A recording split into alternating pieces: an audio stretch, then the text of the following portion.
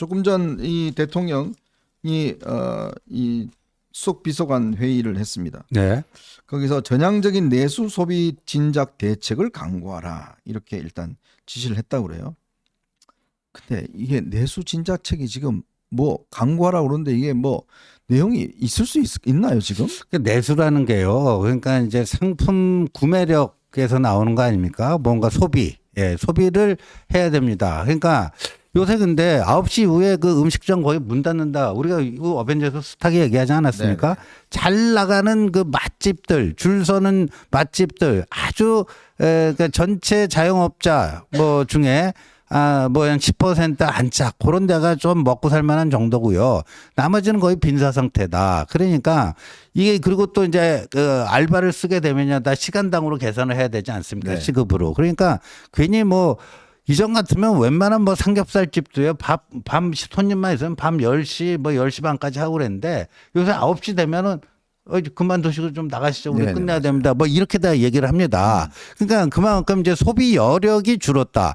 그렇다면은 내수가 부진하다라는 것은 소비 여력이 줄은 데서 나온 거 아닙니까? 그러니까 소비 여력은 왜 줄었는가? 소득이 줄던가 아니면 앞으로 경기가 지금보다도 더 나빠질 것이기 때문에 경기가 좀 나아질 거라는 긍정적 기대 희망이 있으면요. 지금 풍족한 뭐가 없더라도 좀 일단 쓰자. 또 그때 더 나아지니까 그때는 또 무슨 수가 생기겠지 이런 게 있는데 그 경기 전망 지수라는 게 그래도 중요한 건데 이게 안 좋게 가면 아유 아껴놔야지. 네. 그래서 소비 여력이 가뜩이나 저한테 더 쪼그라드는 거예요. 지금 그러니까 일종의 그런 그 악순환이 지금 되고 있는 게 아닌가 하는 게 많은 전문가들의 진단입니다. 네. 글쎄 뭐 최근까지 대통령도 그렇고 정부가 경제 전혀 문제가 없다라고 이야기를 해왔고 또 수출도 나름대로 뭐 되고 있다라고 이야기를 했는데요.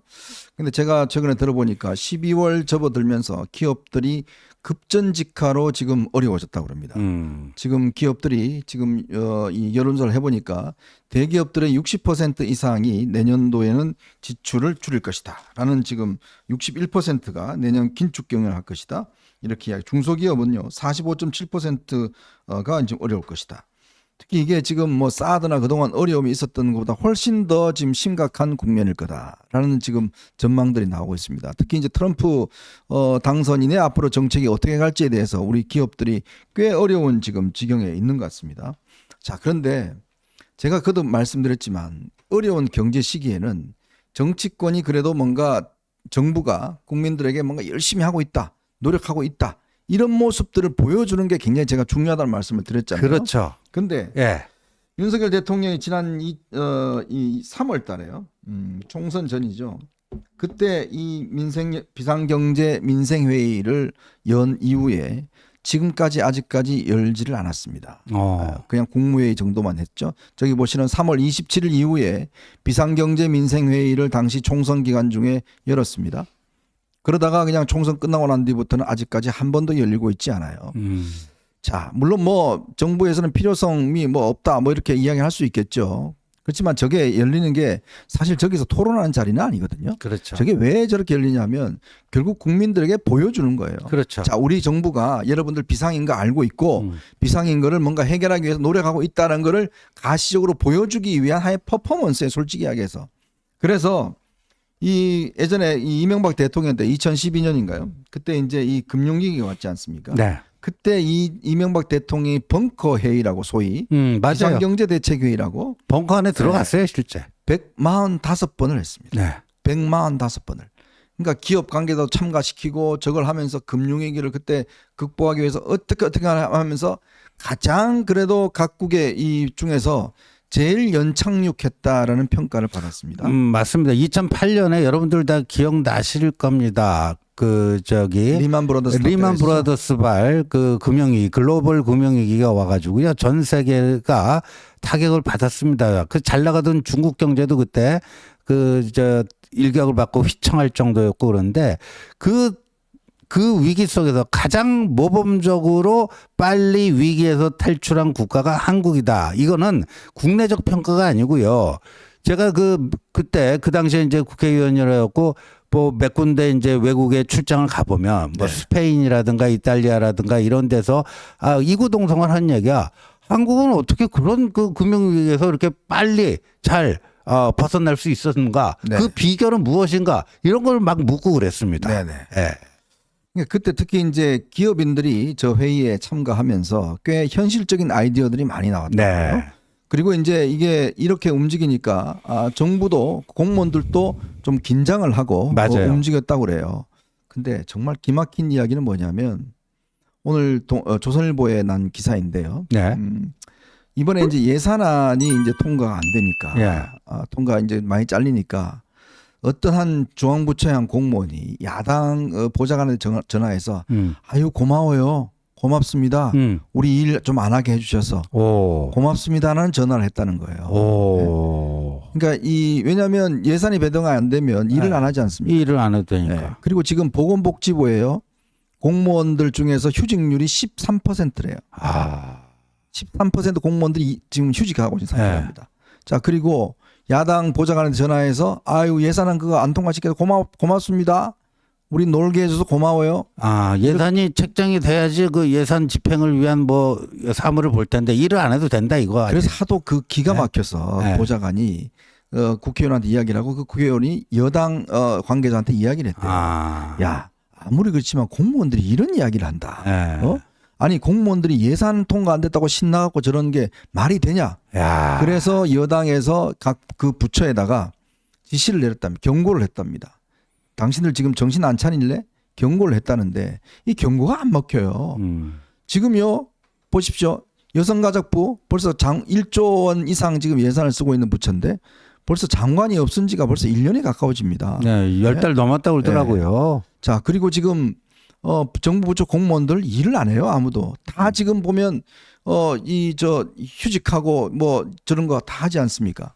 그러면 뭔가 대통령실이나 여기가 우리가 긴장하고 있고 우리가 비상이다 라는 모습들을 국민들과 정부 부처 공무원들한테 보여줘야지. 네. 이걸 또 매번 확인해주고 해야지만이 일을 할 거 아니겠습니까? 그렇죠. 지금 제가 말씀드렸듯이 당시 MB는 145번, DJ 같은 경우도 당시에 정책조정회의를 꽤 많이 했습니다. 자, 이러면서 뭔가 국민들에게 정부가 움직이고 있다는 걸 보여줬는데 참 제가 기가 막힌 게 이번 주부터요. 용산 대통령실에서 또 국회의원들을 재선 이상을 335 불러서 또 밥을 먹는다고 그래요. 예. 그 사람들 뭐 밥 먹어서 무슨 이 아이디어를 얻겠습니까? 예. 지금 급한 거는 그들을 만나는 게 아니고 정말 현장의 목소리를 듣는 좀 그 시간에 경제인들 만나서 진짜 현장의 어려움 뭡니까? 저는 정말 대통령이 그런 일을 하셔야지 지금 그 국회의원들 뭐 그냥 가서 그냥 내내만 하고 있는 국회의원들 335 뭐 해서 밥 먹으면 뭐 하자는 이야기예요? 그래서 그 뭐 또 조선일보 기사에서는 그게 뭐 연계가 됐다 이렇게 나오는데 뭐 정확한 건 좀 파악해 봐야 되겠습니다만 모든 일에 선후 경중이 있잖아요. 선후 경중. 그러니까 지금 예산안 내년도 민생 예산안 오늘 이제 뭐 우원식 국회의장이요. 일단 상정을 하지 않겠다. 이달 10일까지 여야가 합의해서 와라. 이렇게 주문을 해서 오늘 예산안이 처리되는 것은 일단 뭐 피하게 됐습니다만 지금 그게 가장 시급한 현안 아니겠습니까? 예. 저는 뭐 대통령께서 쇼를 하기 싫다라고 이야기를 하시는데 뭐 그거는 이해하겠습니다만은 그러나 국민들에게 보여지는 모습은 너무 정부가 한가하다는 모습으로 비춰질 수 있다는 거예요. 지금 이 위기의 경제 상황에서 뭔가 정부가 좀 바짝 긴장하고 공무원들 좀 바짝 좀 이렇게 이 긴장감을 불어넣어 주고 해야 되는데 지금 대통령 기자회견 한 다음에 지금까지 맨날 준비만 하고 있대요. 맨날 인사도 준비만 하고 있어요. 도대체 언제 인사하려고요? 뭔가 변화하는 게 없으니까 지금 여론조사 지지율이 다시금 뚝뚝뚝 떨어지고 있습니다. 그러니까 이게 제가 항상 말씀드리지만 타이밍을 놓치면 안 된다는 잖아요. 그렇죠. 그러면 이제 국민들이 기대를 접습니다. 그러니까 이게 인사도요 필요할 때 빨리빨리 해주고 해야지. 제가 그도 말씀드리면 공기업들 아직 인사 안 한 데가 수두룩하고요. 지금 뭐 장차관들 뭐 교체한다는 거 저 뭐 별로 없고 솔직히 또 강기훈 씨 지금 사표를 냈다는데 수리했는지 여부도 지금 모르겠고 이거는 정말 저는 이게 아니 그리고 또 예산안 지금 보면 정부가 저렇게 야당이 저렇게 횡포를 부리지만 한편을 놓고 보면 그러면 대통령은 얼마나 이 예산안 통과를 위해서 야당을 설득했느냐 이런 문제도 있을 수 있잖아요. 그렇죠. 국회를 2번씩이나 안 갔지 않습니까? 네. 그러니까 이게 참 명분이 솔직히 제가 나가서 패널로 이렇게 뭘 하더라도 명분이 약해요. 네. 아니 대통령이 그러면 예를 들어서 국회의원들 야당 의원들 찾아가서 읍소하고 뭐 정말 가서 그냥 욕설을 듣더라도 이거 국민을 위한 겁니다라고 읍소하고 이야기하고 한다면 국민들은 야 대통령이 열심히 노력하고 있구나. 야당 저놈 새끼들이 문제구나 라고 이야기를 할 거 아닙니까? 근데 아예 안 가버리잖아요. 욕 듣는다고. 그리고 또 지난번에 시정연설 할 때도 안 가버리고 개원식 할 때도 안 가고. 그러니까 이게 뭐 야당 입장에서는 그냥 뭐 막 통과시켜버리는 거죠. 그러니까 국민들이 솔직히 그렇게 분노하질 않아요. 제가 볼 때는 그렇습니다. 아, 참 현정님 얘기 듣다 보면 참 할 말이 없어지는데 그래서 지금 이 시점에서 그래도 뭘 어떻게 해야 되는지 뭐 이거를 좀 한번 찾아봐야 될 것 같은데 일단은 좀 그 아까도 말씀드린 예산 문제가 있고요. 그다음에 지금 당정 간의 이런 긴밀한 협의도 이른바 뭐 윤한 갈등 이게 불거지면서 쓸데없는 당원 게시판 논란 이런 거 갖고 에너지를 소진하면서 이게 제대로 이루어지지 않고 있는데 그렇다면 내년도 역점 사업을 뭘로 어떻게 해야 되는지 네. 뭐 이런 어떤 이런 지금 요새 생산, 소비, 투자 세 개 다 동시에 내려가는 트리클 다운이라고 하잖아요. 네. 이 삼중고 생산, 소비, 투자 이 경제의 세 기둥이 다 동반 하락하는 이런 그 상황인데 그렇다면 어떻게 뭐를 해야 될지 이 전략을 짜고 그거를 실행하기 위한 액션 플랜을 어떻게 할 건지 또 그 과정에서 국회 예산 관련 이런 거 있으면은 야당을 어떻게 설득을 할 것인지 그런 걸 해야 되는데 참 안타깝습니다. 여러분 경제부총리가 누군지 아십니까? 여러분 경제부총리가 옛날에는 보면요. 윤중현, 이현재 뭐 이런 분들은 아마 일반인도 다 알아요. 예? 지금 경제부총리 혹시 누구신지 알아요? 여러분 아마 잘 아시는 분이 별로 없을걸요? 예? 최상목 부총리 아시는 분이 별로 없을 거예요. 그러니까 뭔가 이 경제부 쪽 이 컨트롤 타워가 정말 이게 딱 잡아줘서 경제 문제에 대해 국민들과 시장에 긍정적인 메시지를 보내고 그걸 해야 되는데 뭐 아무런 뭐 경제부총리가 뭐 기자회견 해도 뭐 시큰둥하고 뭐 알아보지도 않고 시장이 반응도 없고 그렇습니다. 참 그런 것들이 참 이런 시기에는 옛날에 말입니다. 노무현 대통령이 이현재 경제부총리를 모시려고요. 진짜 삼고초려했습니다. 네. 야 내가 무슨 좌파 정부에 왜 가냐라고 했는데 그때요 유인태 같은 동기인 유인태 그때 그 전 국회 사무총장이 동원해갖고 정말 집에 가서 그냥 읍수하고 해서 끌어와서 이현재 씨를 당시에 경제부총리 했거든요. 그런 것처럼 지금 정말 경제에 있어서 시장에 영향력이 있는 사람들, 발언권이 영향이 있는 사람들, 이런 사람들을 딱 이제 중심에 놓고 하면 국민들도 안심하지 않습니까? 그렇죠. 예? 네, 그렇습니다. 그러니까 좀 그렇게 안심할 수 있는 경제부총리 아니면 오히려 말이죠. 뭐 최근에 뭐 이제 이창용 한국은행 총재를 국무총리로 발탁했다는 뭐 뉴스 나오고 그러던데 네. 아예 그냥 이거를 비상경제내각으로 좀 그런 컨셉으로 이번에 개각을 하는 것도 전 나쁘지 않을 것 같아요. 네. 비상경제내각. 네. 자, 그러니까 참 말해봐야 이게 뭐 잘 뭐 듣지는 않지만 그래도 정말 이렇게 제가 이 이야기를 드리는 말씀은 지금의 상황이 너무나 어렵고 힘들다는 것 때문입니다. 지금 제가 이 기업 관계자들 요즘 만나보면요. 진짜 사색이 돼 있어요. 지금 이 12월 이때부터 저희 또 언론사도 그런 반응들을 많이 봤거든요.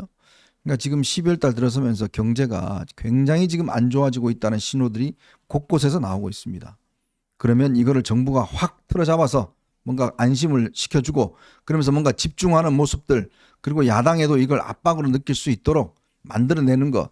지금 보십시오. 야당이요. 특활비 그 검찰 다 자르면서 자기 국회 특활비 194억 원 그대로 살려놨잖아요. 그러니까 이런 모습들을 국민들이 분노케 하려 하려면 그만큼 반대급부적으로 야 정부가 저렇게 열심히 하고 있고 일 하려고 하고 있는데 저놈 새끼들은 뭐 자기들 그 예산만 챙긴다. 이렇게 반대적인 어떤 이미지를 가질 수 있도록 만들어줘야 될 거 아니겠습니까? 예? 도대체 정책실장이라는 자는 누군지도 모르겠고 경제부총리가 누군지도 모르겠고 예?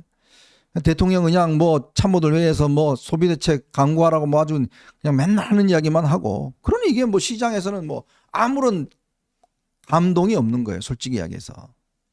뭔가 탁탁 이야기하면 야 대통령이 지금 시장 상황에 대해서 제대로 알고 있구나라는 메시지가 시장에서부터 나오면 뭔가 긍정적인 어떤 효과들이 분명히 일어날 겁니다. 참 그래서 답답한 마음에서 저희들 오늘 그냥 정치 자꾸 뭐 이게 쓸데없는 이야기보다는 좀 이런 것들을 이 좀 정부가 또 용산 대통령실이 빨리 알면 지지율요 딴 거 아닙니다. 제가 거듭 말씀드리잖아요. 정치 이슈 상관없어요. 뭐 김건희에서 나오고 상관없습니다. 국민들 등 따시고 배부르면요 지지율 올라갑니다. 예? 등 따시고 배부른데 지지율 안 오갈 이유가 있어요? 집권여당 지지 안 할 이유가 있냐고요. 그렇죠. 이 추운 날씨에. 요번에 이제 그 미국 선거에서도요, 그 이렇게 보더라고요. 그 트럼프가 당선되게 된 여러 가지 그 배경과 원인이 있지만 가장 큰 게 물가였다. 바이든 정부에서 뭐 경제 지표가 좋아진다고 막 홍보했지만 결정적으로 물가가 지나치게 올라서 네.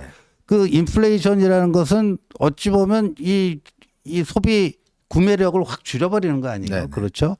그래서 일종의 그것도 뭐 강탈이라는 표현도 쓰고 뭐 이러는데요.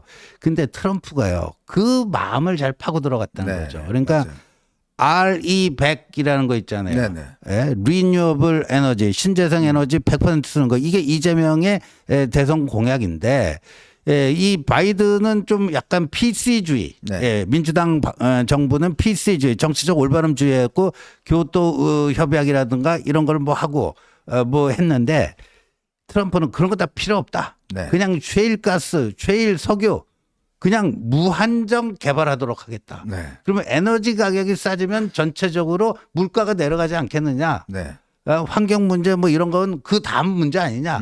트럼프는 아주 그렇게 솔직하게 치고 나갔다는 거죠. 네. 그런 것도 많이 작용을 했다라고 그래요. 예.